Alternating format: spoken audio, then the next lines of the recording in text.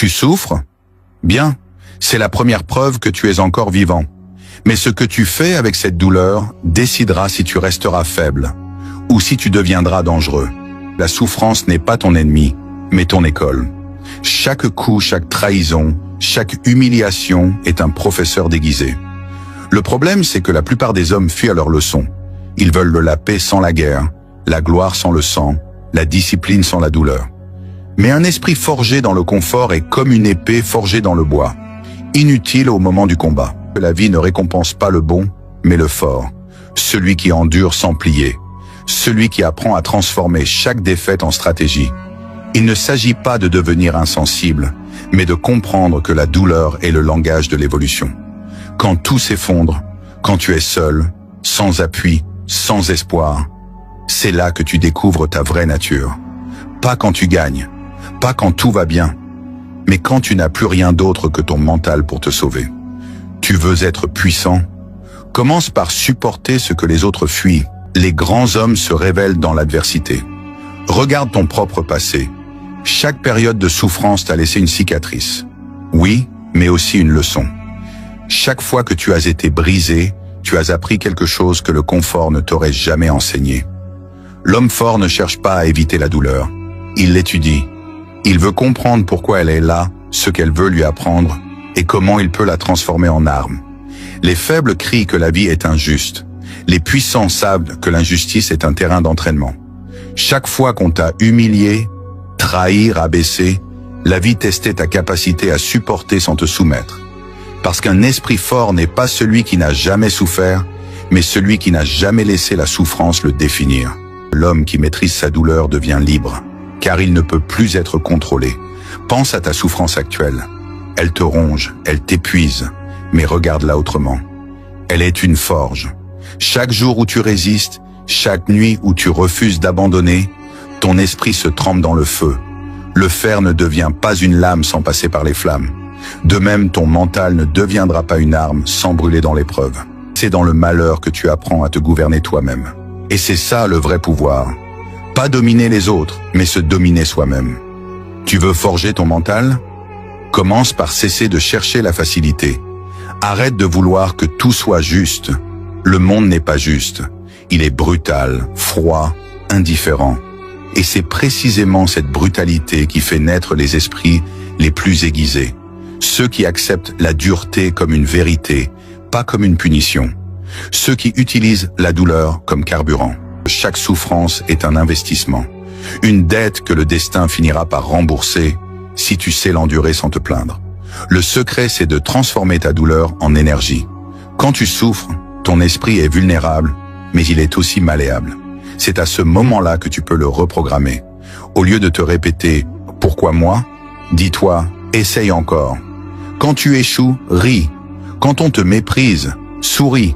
Quand tu perds, promets-toi de ne plus jamais perdre de la même façon. La souffrance devient ton guide quand tu cesses de la fuir. Elle te montre ce que tu dois renforcer, ce que tu dois changer et ce que tu dois détruire en toi. Tu crois que tu souffres parce que la vie t'en veut? Non. Tu souffres parce que la vie te forge. Elle te prépare à quelque chose de plus grand, mais elle ne peut pas te l'offrir tant que tu n'as pas la capacité de le supporter. Tu veux être fort, mais pas payer le prix de la force. Tu veux la sagesse, mais sans les nuits de doute. Tu veux le respect, mais sans les blessures. Impossible. Ce que tu n'as pas gagné dans la douleur ne t'appartient pas. L'homme faible pense que souffrir, c'est perdre. L'homme fort comprend que souffrir, c'est accumuler. Chaque cicatrice mentale devient une réserve de puissance silencieuse. Un rappel que tu as survécu. Et c'est ça le secret. Tu as déjà prouvé que tu peux endurer. Tu as déjà souffert et tu es encore là. Ce que tu appelles douleur est en réalité ton initiation. Si tu la fuis, tu resteras un esclave émotionnel. Si tu l'embrasses, tu deviendras un stratège. Regarde autour de toi. Les gens veulent des résultats immédiats, sans effort, sans sueur. Ils veulent être respectés sans jamais avoir traversé le mépris. Ils veulent la richesse sans pauvreté, la paix sans guerre, la puissance sans solitude. Ils oublient que tout pouvoir naît d'une blessure bien exploitée. Les âmes invincibles ne naissent pas dans le confort mais dans le chaos. Et toi, tu es dans ce chaos. Utilise-le. Chaque fois que tu crois que c'est fini, que tu ne peux plus avancer, souviens-toi. Ce moment-là est une épreuve. Un test pour voir si tu mérites la prochaine étape. Ne demande pas à la vie de te ménager, demande-lui de te révéler. Le vrai courage n'est pas de ne pas souffrir, mais de souffrir sans devenir amer. De tomber sans perdre la lucidité. De saigner sans perdre la direction. La puissance vient du contrôle. Contrôle de tes émotions, de ta colère, de ta peur.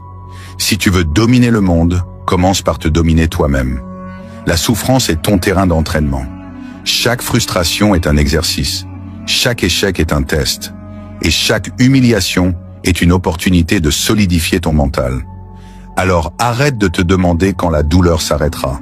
Elle ne s'arrêtera jamais. Mais toi, tu peux devenir plus fort qu'elle. L'homme qui ne craint plus la douleur devient libre, car il ne peut plus être manipulé. Et c'est exactement ce que tu dois viser, la liberté mentale.